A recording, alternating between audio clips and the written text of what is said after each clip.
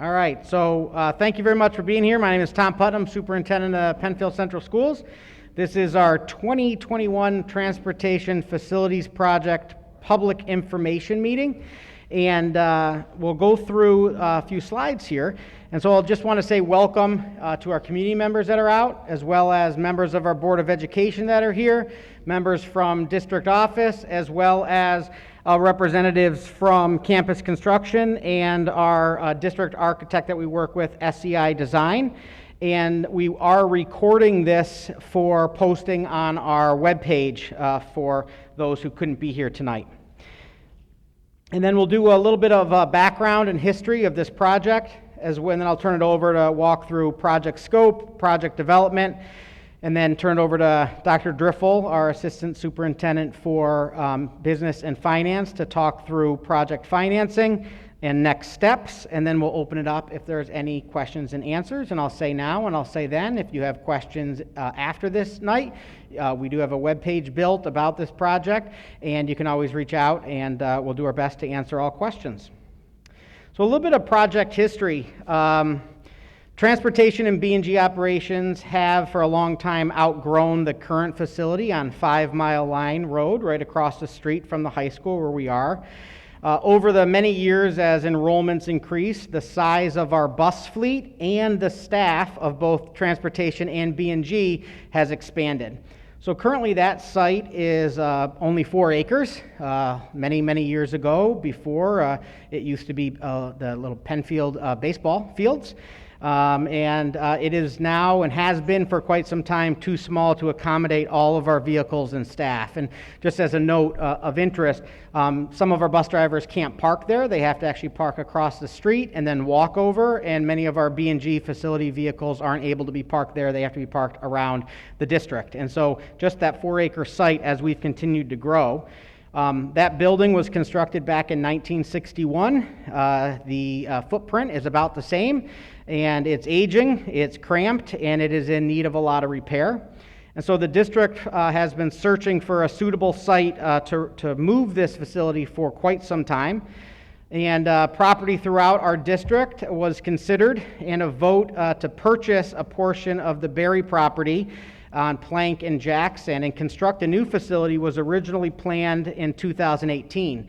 So it was about 3 years ago where we were actually in this room having a very similar conversation. I recognize some faces.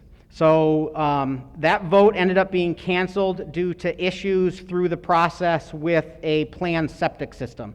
The spot where we were originally looking, the land didn't perk. We wouldn't be able to put a septic system there, so we pulled the project instead of moving forward. So we went back to the drawing board and considered several other properties within Penfield, and eventually came back to a different portion of the Berry property at Jackson and Plank Road. And we brought that property to voters in Penfield this past May, and they did pass, our community passed us and allowed us to purchase a 40-acre parcel for room for this new transportation facility, B&G facility, and room for future growth. So the relocation of the transportation in B&G, currently on 5 Mile, will help to alleviate current traffic congestion on 5 Mile Line Road, which we know for years has been an issue. Obviously, we'll still have buses rolling into the high school in Cobbles, but it wouldn't mean all of the buses would be leaving that and then returning, and then leaving again in the afternoon and returning. So it does help, and we do see it being able to alleviate some of that congestion in the morning and afternoon. In addition to the new transportation and B&G facility we're talking about, the project includes renovations and upgrades at all of our district buildings. And these upgrades have been prioritized based on our building condition survey. Just so you know, it's a New York State requirement that districts have a building condition survey done every 5 years, and that's really to make sure that we're staying on top of, and the state is aware of all of our buildings and needs and updates and upgrades, so it doesn't all fall at the same time for the state having to use state aid to pay back districts who are doing building condition work. So much like all of our own homes, many of the items that are included in this project are necessary updates like roofing, windows, HVAC, and something that we've in Penfield have been looking at a lot over the last 10 years is security and secure vestibules for our students entering and exiting school.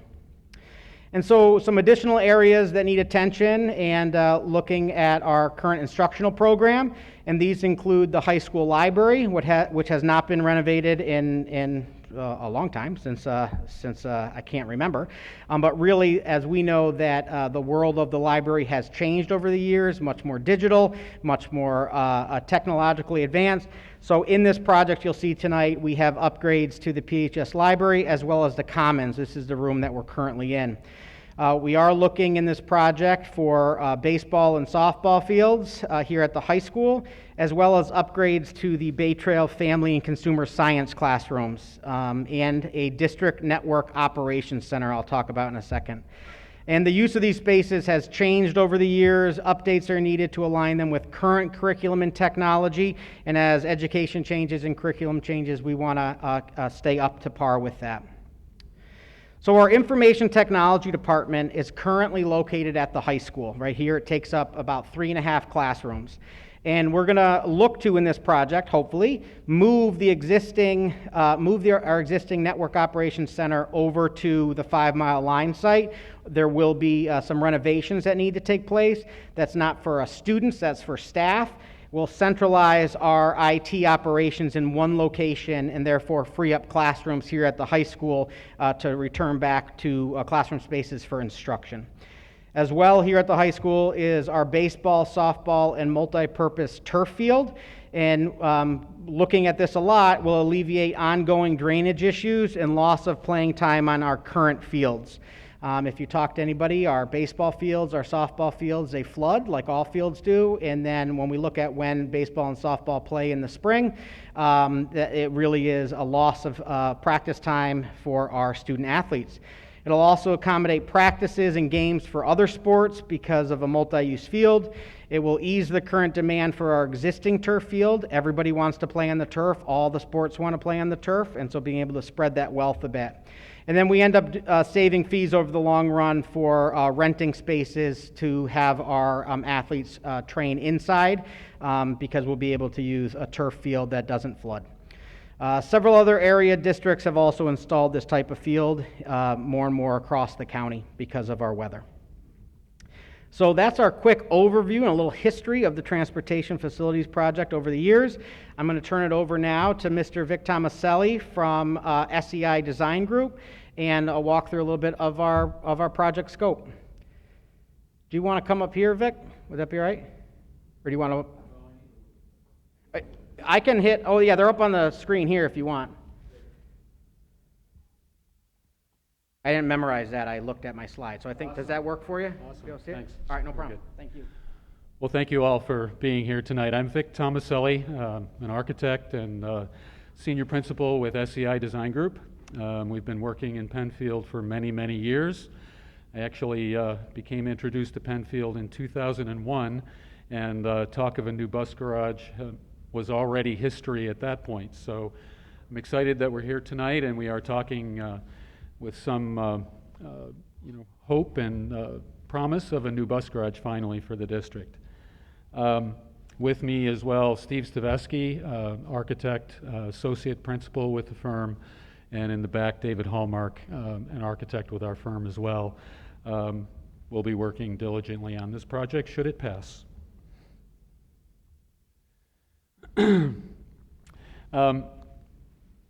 There are a number of things that we're going to go through, and I'll try and buzz through the slides pretty quickly. But before I do, I just want to note that we've got drawings, we've got a lot of things indicated graphically. You have to understand that where we are in this planning stage is we're at the 10,000 foot level looking down. So districts such as Penfield come to us and say we want to embark on a capital improvement project, and these are the sorts of things we want to undertake. We want to renovate the library. We want to renovate the commons area. We want to build a new bus garage. Well, what does that mean? So part of our job is to understand and quantify sizes, locations, just number of offices, how big are things, so that ultimately we and your construction manager can look at the overall project scope and put a budget together for the project that then goes before the community for public referendum, that everyone is reasonably comfortable with as we go into it, knowing that we can accommodate the needs of the district with the proper budget. By no means are drawings and any renderings that we have meant to be final. Again, we're at the 10,000 foot level. We truly don't get into any real design until after a public referendum votes successfully. But again, just so that we're all sort of on the same page, we've met with library staff, we've met with food service, we've met with athletics, to understand what it means when we say things like we want to renovate, we want to improve. So we've got a general idea, but we don't have any real specifics, and I can only assure you that things will probably change as the project develops. So we've got it broken down into work at each of the buildings. So at the high school, there are a number of work areas at the high school, and Tom, I'm sorry, but even this is too small. Do you want to point here and I can click? Sure. Work for you? I need that.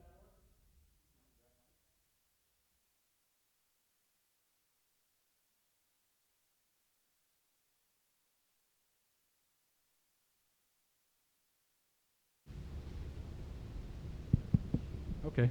Does it work? Yep. Okay, great. So at the high school, again, Tom mentioned, Dr. Putnam mentioned the building condition survey. So we've gone through every 5 years and evaluated each of the buildings. We've come up with a list of deficiencies and things that are tired or worn out. And then, every so often the district comes forward with a project that starts to address those things. So there are a lot of building condition survey items on the scope list. So at the high school, there's some floor tile that needs to be removed and reinstalled. The exterior finish system, it's an insulated panel system on the outside that again is weathered and worn and needs repair and replacement.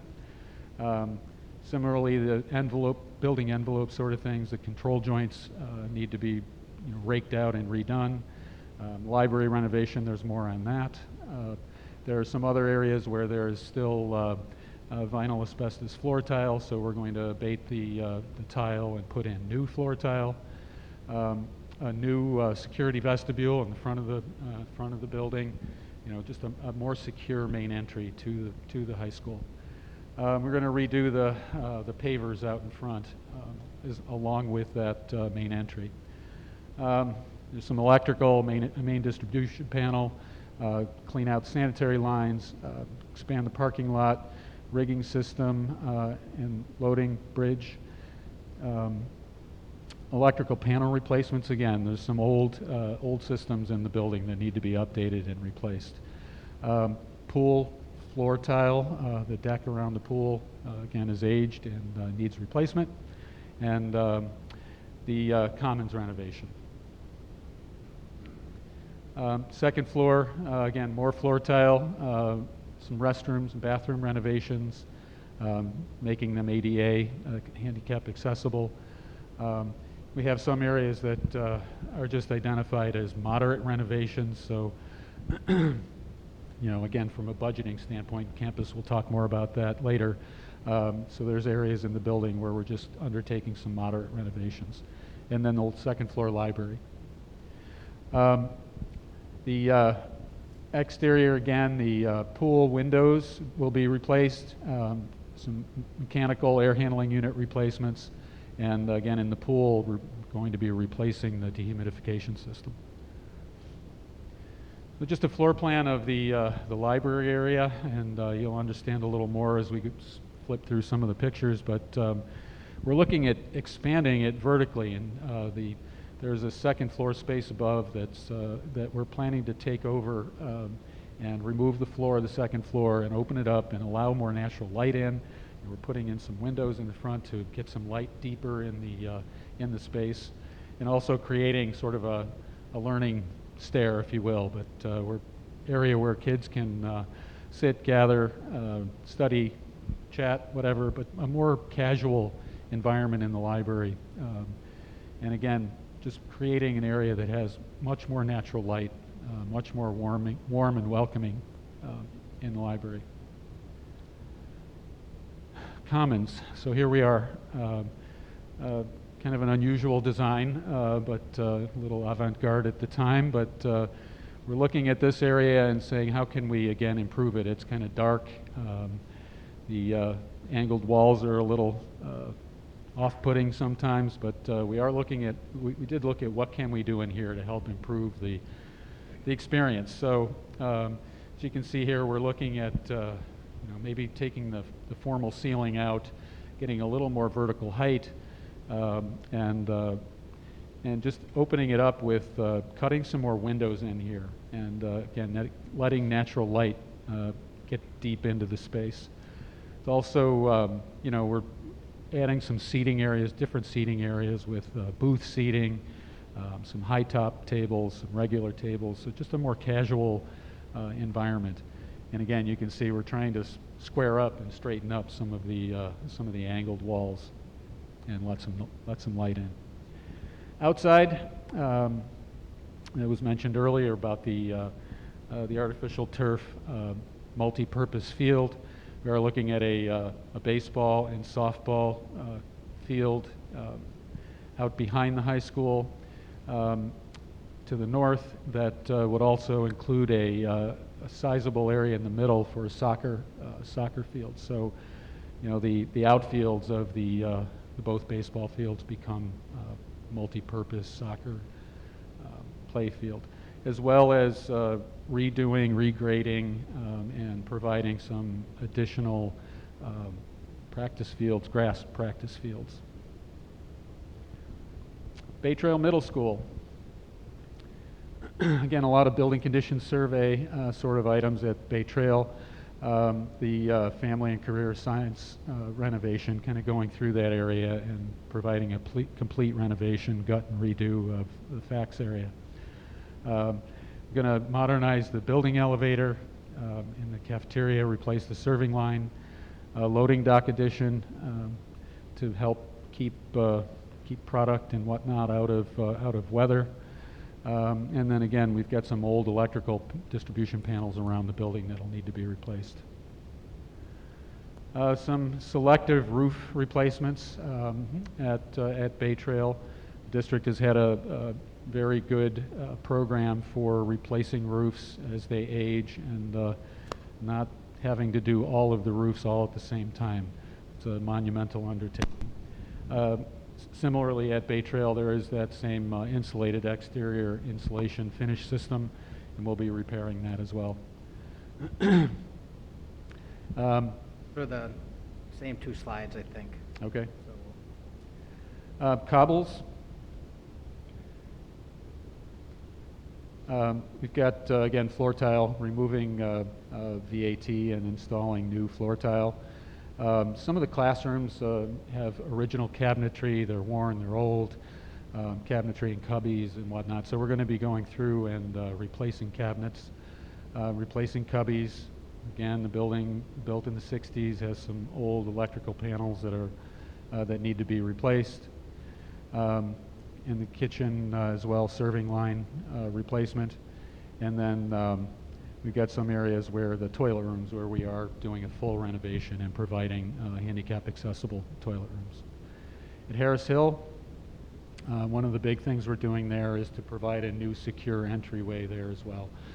Harris Hill is that open classroom design, open floor plan, and the district has done a number of things to keep the building secure, but this project will also add a secure entry vestibule. We've got doors, select doors and window replacements. The same sort of exterior insulation finish system needs some updates and repairs. And we've got some access control cabinets that need to be updated and upgraded for security purposes. At Indian Landing, Got a walk-in cooler out in the back, again, has aged itself out. We'll be replacing that, a new elevator, and then again, renovations, major renovations in the toilet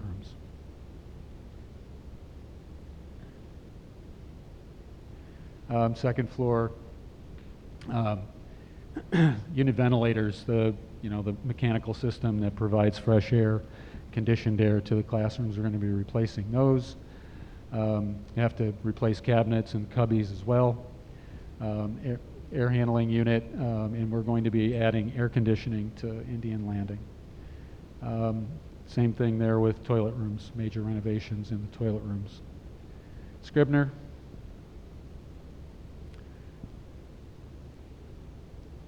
Tom, can you advance? There you go. Trying.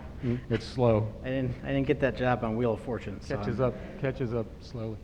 So Scribner, again, so selective roofing replacement, the exterior insulation and finish system repair, replacement, and some masonry repointing work.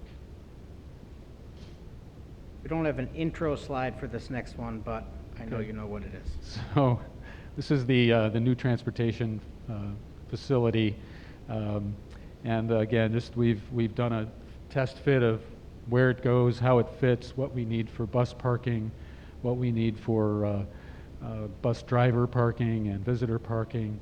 We've looked at what we'll need for stormwater retention. We're developing this piece of property and we need to control water. So as it sits right now, we've got the building placed facing Jackson Road to help screen the buses that are going to be parked behind it. We've got driver parking and visitor parking up front. We've got a fueling station along the right-hand side of the building. There's an outbuilding in the back for material storage and district storage. So again, the graphics, it may look like this, but we're hoping. We've done some preliminary designs, and it has been budgeted to include a design similar to this. But we'd like to provide something that's handsome looking from the road, that does screen the area behind it, and create, be a good neighbor to that area. There are 5 bus bays and a number of offices for the bus driver training, locker rooms, toilet rooms. There's also the district facilities department will be moving from 5 Mile Line Road to here as well. So half the floor plan is for the transportation and half is for facilities. At the existing on 5 Mile Line Road, the existing bus garage will remain a building. It will be renovated to include a operations center for the technology operations center. It'll also have the bus wash facility will still be at the 5 Mile Line Road building. Back up, Tom. I'll go through the other ones quick. Right. The current facilities building will then be renovated again for the district operations and technology group.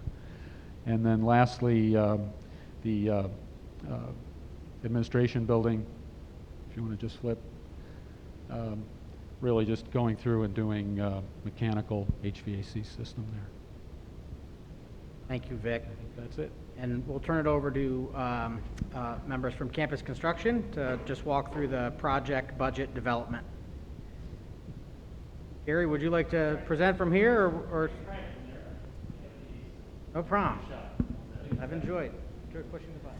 Thank you. Which button am I pushing? Sorry. This one right here. That'll skip. So that's the slide that's on right now. All right. This is the slide that's up next. And All if right. you hit that one, it'll. Thank you. You bet. Good evening. My name's Gary Huffman. I am with Campus Construction Management Group. Our role is construction manager. With me this evening is Mr. Jared Miller. And this evening I'm going to talk about a particular slide here about capital project budget development. And just to give you a little bit of background is, as a construction manager, we represent the district on behalf of the district to manage the construction project. We are not the builders, we are the managers. So we will oversee the bid process and the scheduling process and oversee the actual construction on behalf of the district. So To get to this point this evening, we have worked with the district to help develop the budget numbers that you're seeing this evening, and that is because we have the experience of being on many different projects, many different districts. We have a significant database from which we work from. We have a team of estimators who work on projects and assist with cost. So, general construction estimate. So the project scope is estimated utilizing as I mentioned, our extensive background and databases on bidding literally hundreds of millions of dollars of K-12 public work in the state of New York. So we draw on that resource to help Penfield develop what you see this evening for numbers. When we do that, we're also recognizing it's October of 21. Actual construction won't happen for over a year from now. So we have to recognize what the public or what the world is doing, I guess, in a sense, and what New York State is doing. We have to recognize inflation. We have to recognize supply chain dilemmas. We have to recognize labor shortages, wages, wage escalation. We have to account for inflation as much as we can. We do our very best at projecting these costs and building them into these budget numbers. Also, we do design contingencies, and we recognize that at this level, as Mr. Tomaselli mentioned, we're at 10,000 foot. We're not at construction level. So we have to recognize we have to build in some contingency numbers for, because everything is conceptual right now. And as that design is refined after the bid, then those contingencies will be fine-tuned. And in the end, there will be a construction contingency to protect the budget as we go through construction for those unanticipated things. Dig a hole in the ground, you find a big boulder, and it wasn't planned on. So if there's a cost like that, there's a contingency to help cover those expenses. And incidental costs. And the last thing would be incidentals. And incidentals, so in the overall budget, we have to recognize there's a incidental cost too. And part of the way to understand it is the fee that the construction manager and the architect is paid. That is an incidental. The other thing is if you have a building and you tipped it upside down and shook it, anything loose that came out of it, desks, chairs, tables, would be incidental costs, if you can think of it that way.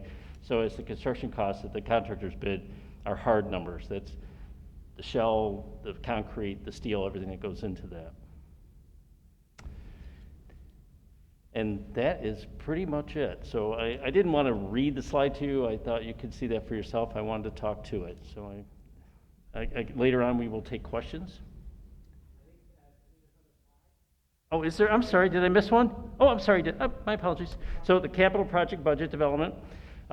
So as I alluded to earlier, as construction manager, we assisted the district with developing the numbers that you see this evening. So we're recognizing this evening that in this project, we're proposing a $2.4 million budget for the work scopes, and these numbers reflect what Mr. Tomaselli was describing earlier. At Harris Hill, we're proposing 1.1. Indian Landing, almost 3.6 million. Scribner Road, 1.7, almost 1.8 million. Bay Trail at 5.5, High School at 24. That's getting the lion's share this time in this project, in addition to the transportation building. Existing transportation, new data and tech, because what we're going to do is move data and tech from this building over to there, essentially become a NOC center, Network Operations Center, so that we have to do some improvements to accomplish that goal. District office, we're going to do a little bit of upkeep work there, and as you see here, the other lion's share of the project is the transportation facility, which is a new build out on Jackson Road, with a total project cost of $72,915,000. Mr. Driffel Dr. Driffel will be elaborating on that and the district's objectives on financing. Dr. Driffel, and thank you very much.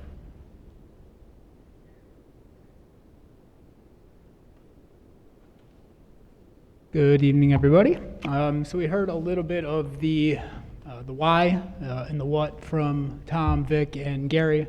So I'll speak a little bit to the how, and then we'll touch a little bit on some when. So $72.915 million is a significant amount of money. It's a large project. About 30 million or so is contained in the new facility, and then 25 million is contained in the new work here at Penfield High School. So those are the two line shares of the opportunities, but as Tom mentioned, every single one of our district's building is getting some preservation, maintenance, security, some things that we've addressed over the years. So how do we pay for $72.9 million? It's a combination of existing savings through capital reserves that the district has established in prior years and put away money in anticipation of this work, and then New York State building aid. So when you do a community-approved capital project in New York State, the state provides an economic incentive to finance that activity. We live in a state that values education and wants to invest in that infrastructure. So it's a little bit different for every school district based on wealth profile, but for Penfield, our full eligibility for building aid is about 80%. So what that very simply means is that for every dollar we spend, we get back 80 cents from the state of New York. So it makes it an attractive value proposition from a financing standpoint. So we'll be putting from our two existing capital reserves from 2014 and 2016, along with some other dollars that have been set aside in older projects that weren't spent about $21.5 million. So when you look at $72 million of overall cost, $21 million of existing cash reserves, we'll be borrowing a little over $50 million for this project. If you're doing quick math in your head on the delta, 80% education aid of $72 million would only leave a local share of somewhere around $15 million. The reason we need to commit $21 million of local funding is because not all of the project is eligible for aid. So for instance, the piece of buildings and grounds that we'll be building, taking up part of the space over at the Jackson and Plank facility is not eligible for aid because it's not considered direct instructional componentry. So what does that actually mean financially for community residents? So as I mentioned, between the combination of those existing reserves and the anticipated state building aid, so long as the community referendum is successful, there's no additional money required to move forward with this project. So very layman's terms is that we don't require any additional tax dollars to authorize and complete this proposed work. It'll be funded completely from the existing saved reserves that we have in concert with the New York State building aid that we will receive. We work with municipal advisors. These folks are the certified, registered, highly licensed professionals that are responsible for municipal bond underwriting, and we've worked on this forecasted chart that is visual evidence of what I say when we don't require any additional tax dollars.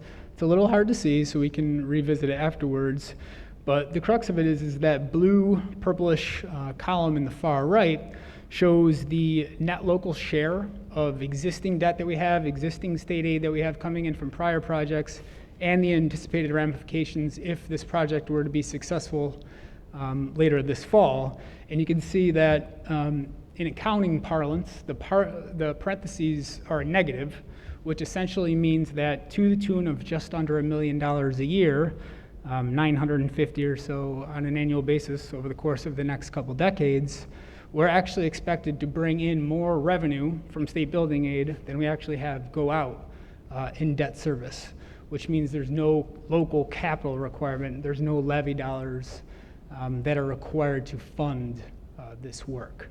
So that's the very high level view of project financing.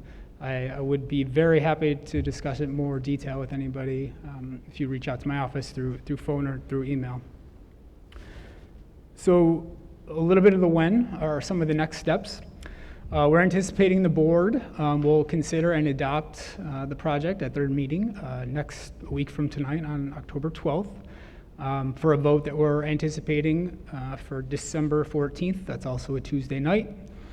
Residents are going to receive an overview of the project in our district's newsletter, next one that comes out for October, with full details. We're planning a second information meeting similar to this one right after Thanksgiving. I think it's Monday, November 29th. And as Dr. Putnam mentioned, we do have a dedicated webpage set up for all things 2021 Transportation Facilities Project. Currently on our website, and we'll be continuing to update that as we move towards this autumn into winter. So the next part of our program this evening is the opportunity to answer any questions, provide the answers that we have available.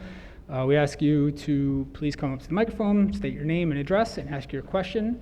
If you do not feel comfortable speaking publicly, we have note cards in the back where you can write your question, and somebody from the project team will follow up with you with an answer.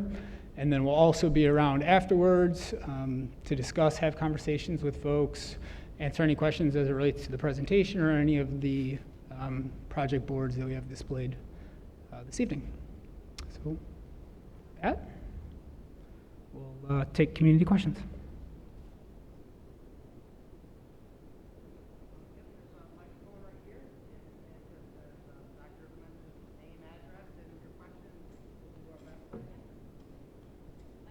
Putnam.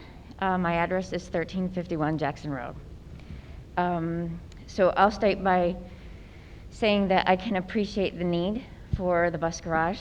I'm happy that our town is thriving. I'm happy that we have more families moving in, houses being built. Our children are going to a great school. However, you're building this in my front yard. And according to the plans, there's no consideration for those of us that live adjacent or in front of the property. The buses will be running right next to our houses. The lights will be shining into my front windows. We will be hearing the revving of the engines. We will be smelling the diesel fuel. The traffic will be increased. So can you please keep in the forefront of your mind as you're designing the final project to consider those of us who are actually living there. So I'm asking, is there any possibility to push the building back, move the ponds to the front of Jackson Road, and put the primary entrance on Plank where there are no houses?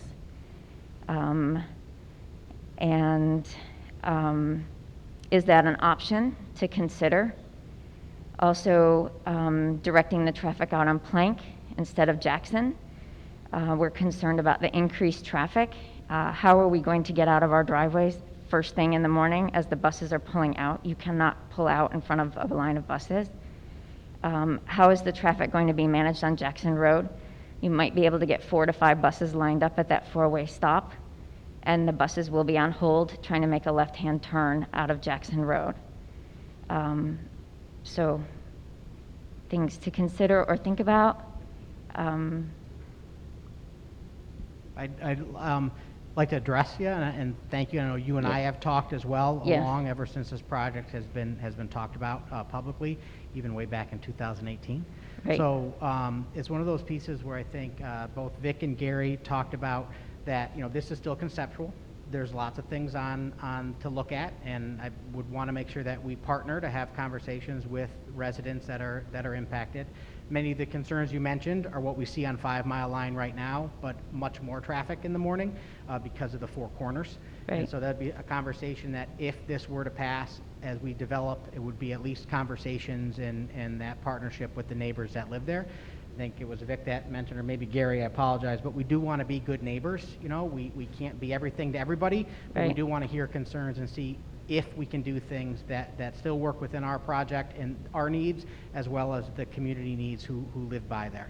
So it would be really that open conversation that we can continue to have as we look through there. Right. The other piece is the buses that would come out would be really going in 3 directions. And so there'd be some going left, some going right, and some going straight south. Because in that location, we run our buses to pick up in 3 different areas, the east, the west, and the south Right. from that location. So we're the last house, so Yep. you wouldn't be going right because you'll be going to Webster. Correct. Yeah, we wouldn't So be going everybody's north. going left. Yeah, fair. Yep. Everybody's going left. I'm the last house. Yeah, I was looking at that 4-way stop sign, but you're Yep. right there. You're all going left. Makes You're sense. going toward Penfield. Yep. So something to think about. Absolutely. I appreciate that, and I would hope that we can keep the lines of communication open as once if the if the project is voted on and approved by the board, and then ultimately the community, those would be the conversations we'd want to keep that partnership open. Yeah. Thank you. Thank you.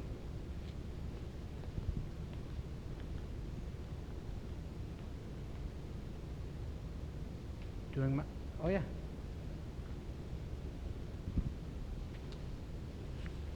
My name is Audra Olson. I reside at 107 Pennicott Drive.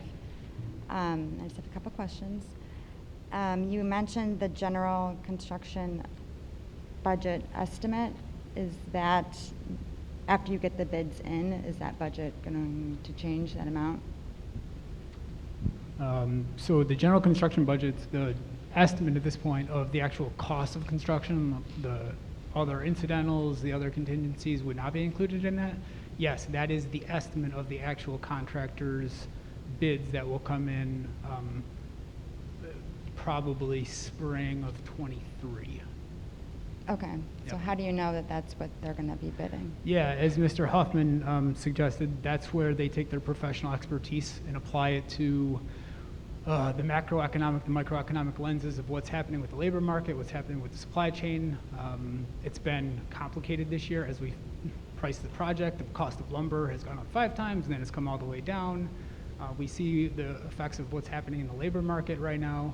It's definitely a difficult exercise, which is why we rely on our professional service partners to help us with that forecasting. Are you advertising these bids for other local companies to bid on? Yeah, in accordance with general municipal law, they need to be publicly bid. Any public works over $35,000 have to be a public solicitation, sealed bid.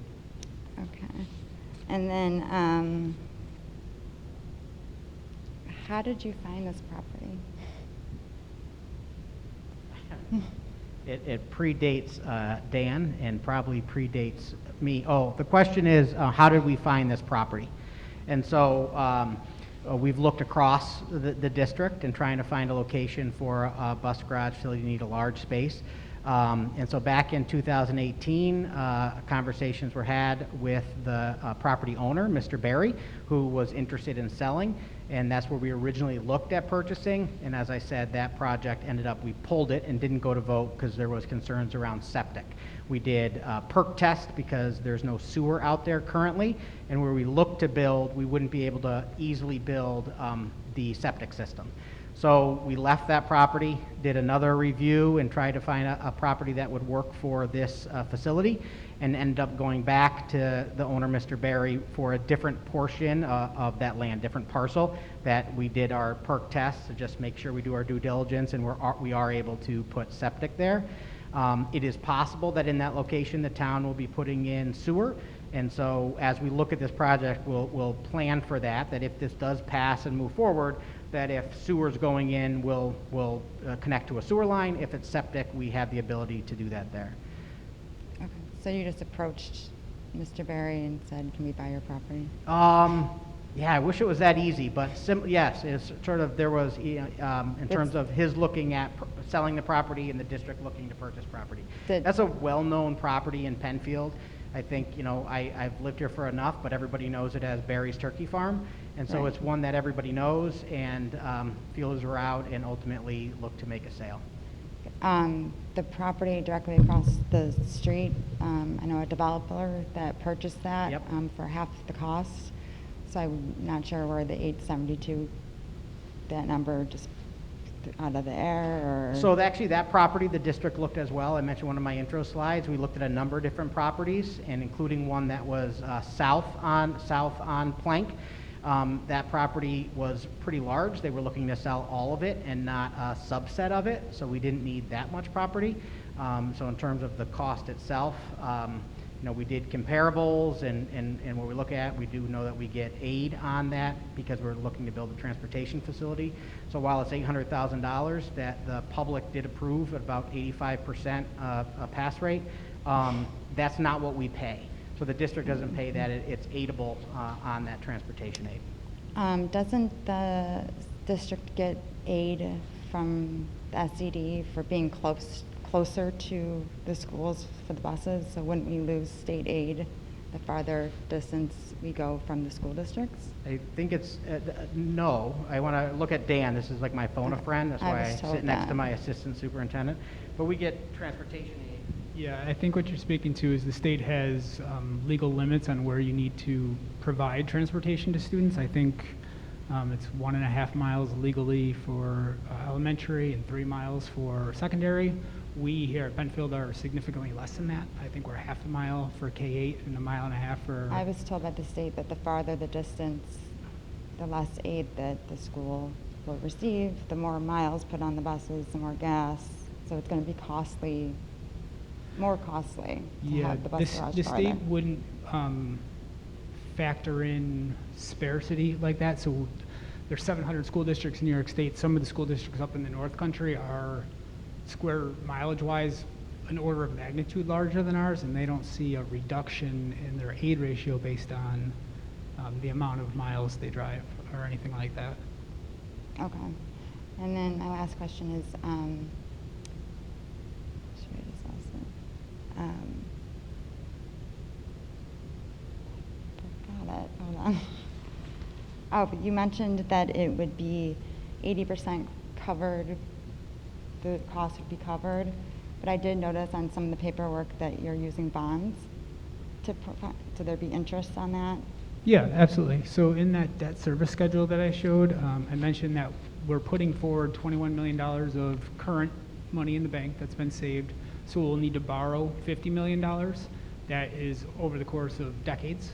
What's the interest rate?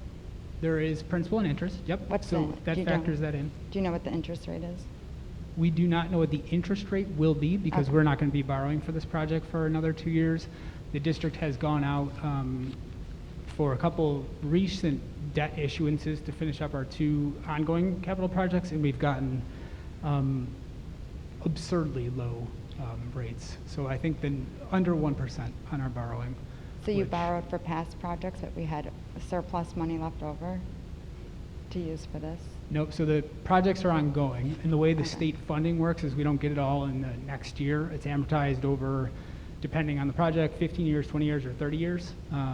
So you have that debt service schedule set up with our municipal bond consultants, and that's in the specs for the banks when they want to offer us the funding. And then the state pays us building aid that we in turn can service the debt with on an annual basis in our operating budget. And you're going to be using both bus garages for bus washing and bus? The new garage does not have a bus wash It does not. associated. Okay. We're hoping to preserve some of the existing facility with a bus wash instead of having to contract that out as a paid service. And just like a final comment, I guess I hope this time around there's not so many change orders that, obviously I know there's going to be change orders, but last few years there's been several $1 million in change orders, and I think that that's a very big concern. So you can say that the number is 70 million, but in reality it could be well over 100 million. No, that's not true. So the $72 million is an aggregate. That includes any change orders that would be a part of that process. We cannot legally expend more than that. And I would note that I totally agree with you that we want to limit change orders to the absolute extent possible. But as Mr. Huffman said, sometimes when you're digging, there's a rock that you find. Sometimes you're in the course of a project and design preferences change. Sometimes you get an athletic director say, hey, this has changed. We really need more storage. We just started doing something new. So we're always going to have a couple change orders, but those are inclusive of the project authorization. It can't be any more than that $72.9 million. Sorry, again, one last question. So the part of the property you purchased is unusable. Was that just part of the deal that Berry Farm said you have to purchase this unusable portion of the property, or? It was part of negotiations, but ultimately there is some that's considered wetland, and so we're able to use that potentially down the road for things we've started to look at, like solar farm for ecology students going over. But there are some pieces of that property that we can't build on. But it works with the project that we have and fits into the scope of negotiations, which ultimately the voters approved. But yes, there's part of that property that is considered wetland that we're unable to build on.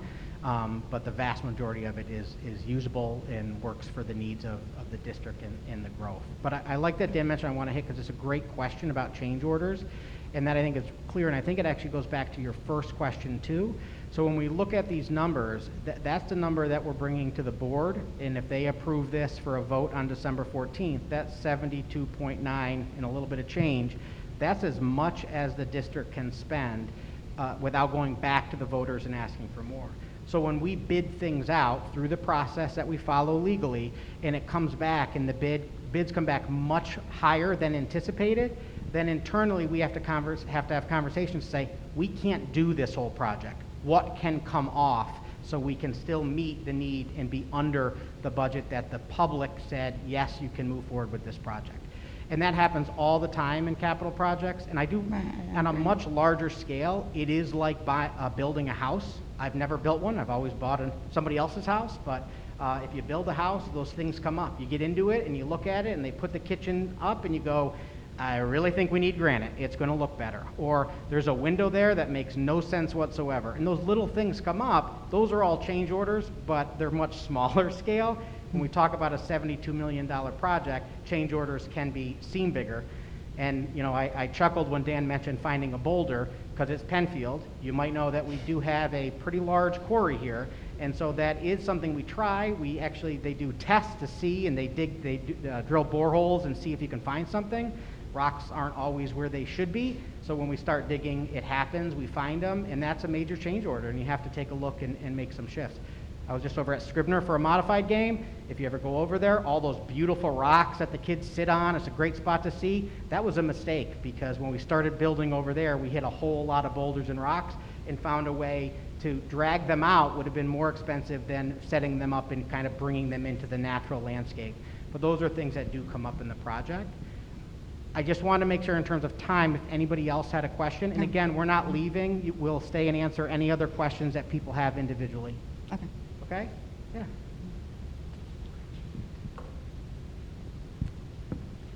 Hi, I'm Linda Schriever. I live at 1420 Jackson Road. Dr. Putnam and I have talked a number of times. I wanted to understand a little bit more about the timelines for the implementation. I saw what you presented with the vote that's proposed for December the 14th. Let's assume a couple things. One, let's assume it passes. I think what I understood was that it would be about a year before actual construction would begin. You'd break ground. What happens in that year? Are you just getting lots of approvals for things or finalizing drawings or? I really want to answer that, but I'm gonna give this a shot. If you know me, I like talking in a microphone, but I appreciate it because we have talked many times. But one of the things that Vic, Gary, and Dan all talked about is this is like a 10,000 foot. So all of these images would need to be really fine-tuned down to where everything is going. And we don't do all of that detailed work until the voters say yes to a project, right? Because we don't want to move forward and pay for things and drawings that aren't going to be used. So it's a lot of work to really do that. And unlike building a house on your own property, we have to put everything through state ed. And state ed has to then, their facilities group has to look at it and approve everything we do. And a lot of times that is hurry up and submit and then wait for New York State to give us the green light that we can move forward. And that's when we can bid. And then we've got to wait for bids to come in. And that's where we look at about a year. There's times that it can be a little sooner. And there's times, unfortunately, in history that it's a lot longer because projects sit at state ed and there's nobody there to actually review them in a timely fashion.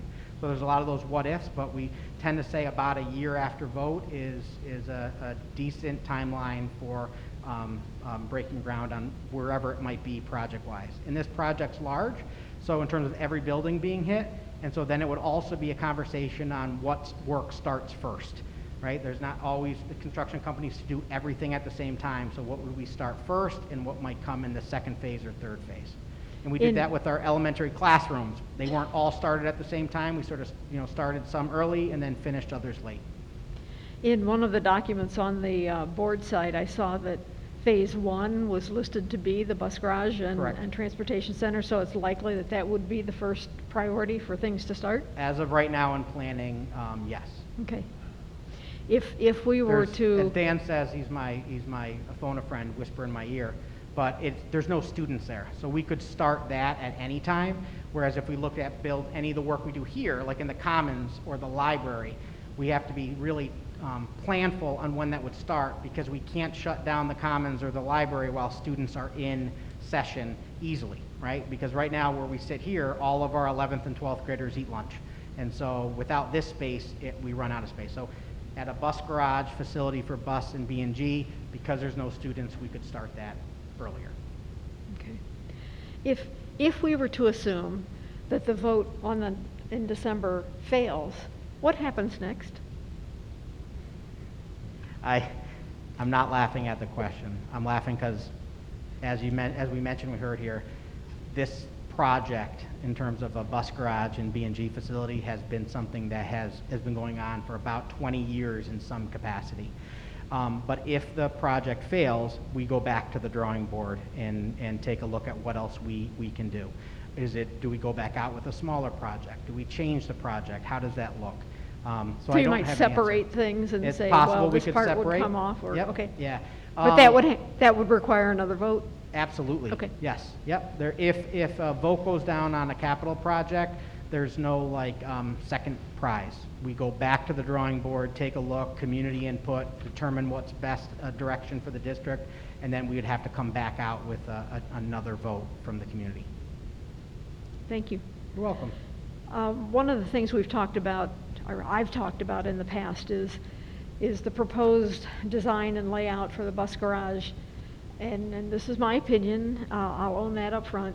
It seems to be based on the idea that this is the way we do things now, and we're going to have more students, so we just need to be bigger and more consolidated and pull everything together. And I wonder if there are opportunities to look at substations, different ways to locate the buses in different locations. I'm sorry, it makes no sense to me to think that the buses are going to sit out at Jackson and Plank, have to drive to go pick up students on the east side of the district, and then take them to Indian Landing on the east side of the district, and then drive all the way back. I know there is something to be said for consolidation and efficiency of having people together, and I'm not at all convinced and haven't seen any of the data that says, yes, from a miles driven perspective, this is a cost beneficial move to put that bus garage out there. I know you've bought the land and you own it now, so that's likely where it's going to go. But I would ask that as the details get fleshed out, that there's additional consideration given to what's really the best economical solution for the ongoing needs of the district. How can we keep the buses where they need to be and not out on, maybe they don't all need to be out on the farm. I appreciate the insight, and as you know, we've talked before. We'll continue to talk and have these conversations in terms of, I know you are impacted because of right where you are, and so we want to make sure that, again, we go back to being good neighbors and make sure that your questions are answered. Some of them are very specific. I'm here, and we can always have conversations too. Sure. And kind of along those lines, I would hope that as the facilities planned, we're looking not to take what we have today and make it bigger, but what do we really need 5 years from now? Is the fleet going to be 50% electric buses by then? Maybe we don't need a whole diesel tank on Jackson and Plank. I don't know. No, But honestly, that's the kind of forward-thinking information I'd like to have you share with us so Right. that we can understand where you think you are going. Yep. And I think those are the pieces we're digging into now around sustainability and how we can utilize that project. We know that we're not there yet for a full fleet of electric buses. When I say we, I mean the nation, New York and Monroe County, but we do see that that is where things are going. And so, you know, as we look to fine tune this project, if voters pass it and we really can dig into the details, then one of the things that we'll be talking more about is the ability to make sure that we can bring electric buses onto our fleet and have the structure there to be able to do that, the infrastructure to be able to do that in that location. And I would love to have another conversation longer with anybody, is we did look at along this process of really decentralizing our buses. and having buses at different locations. That was a preliminary conversation. One of the hardest pieces with that, I'll put a plug in, I'll do anytime. If anybody here or watching or you know somebody that would like to drive a bus for Penfield Central School District, we'd love to have you. Paid training, we'll bring you on board. There is a national bus driver shortage that's impacting everybody around us, and so we're not alone in that, but I feel for Penfield. And so one of those pieces is, as things get decentralized, you do need people there to do routing and dispatching and make sure that the bus driver actually shows up, because if they're out sick and they're in a substation and nobody knows, we worry about that. So that was looked at a sort of a surface level view and really had concerns with it. But I appreciate that, because we are looking, we want the forethought. The board has a facilities committee. That's why we bring in as well SEI and campus, who do this for school districts everywhere, because they bring lots of ideas, such as this district did it this way, that district downstate did this, and so really trying to continue to bring those conversations. And again, I do appreciate the questions and the comments. They mean a lot. Yeah. One last one, and I don't mean any disrespect at all, but the renderings you had of the proposed, what the building might look like, I would hope that you would take more into consideration the fact that this is a residential area, a previous farm area. Most of the houses out there are the 60s, 70s vintage. The building facade that you drew on your beautiful little picture there doesn't fit. It looks like it ought to be in the industrial complex down on 250. That is good feedback, and know too that, you know, south of this, there's new houses going in, right? So on south of Plank, where they're back there doing lots of stuff. And they don't have that modern So, look to them. I haven't seen They're any yet. fancy. Oh, okay, all right. But they don't look like a jet engine building. I drive by every day, so I'll keep an eye. But those are pieces too that those points, if we pass this, and we're hopeful, you know, I'm hopeful as a superintendent we do, and as a resident, but I know that everybody has a different sort of feeling. But that's the piece around, again, I'll repeat, is we do try to be good neighbors. We do try to take a look at that. Indian Landing, we work to build the additions that are there now to fit into what Indian Landing looks like. So there's some thoughtful on that. These renderings are sort of the first go, Understand. and then we dig deeper. Yep. Thank you. Absolutely, thank you. So at this point, we hit a little after 8. We've been doing this for an hour. We'll stay, SEI, campus, Dan, myself. If you do have specific questions about any of the posters that sort of show the renderings, and just as a reminder, this will go online, as well as, I believe, the PowerPoint. So some of those slides that were tough to see, you'd be able to view on your own, because I can't read those little numbers. I've seen it, but we'll put that online too. Questions for anybody here, or also anybody who's watching this videotaped on another date, please don't hesitate to reach out to myself or Dr. Driffel, our Assistant Superintendent for Business and Finance. And I would just say again, thank you to SEI, to campus, to Dan, to our board who's here, our community members, and as well as PCTV, who does great work for us. So thank you very much, and we're here, but have a great night.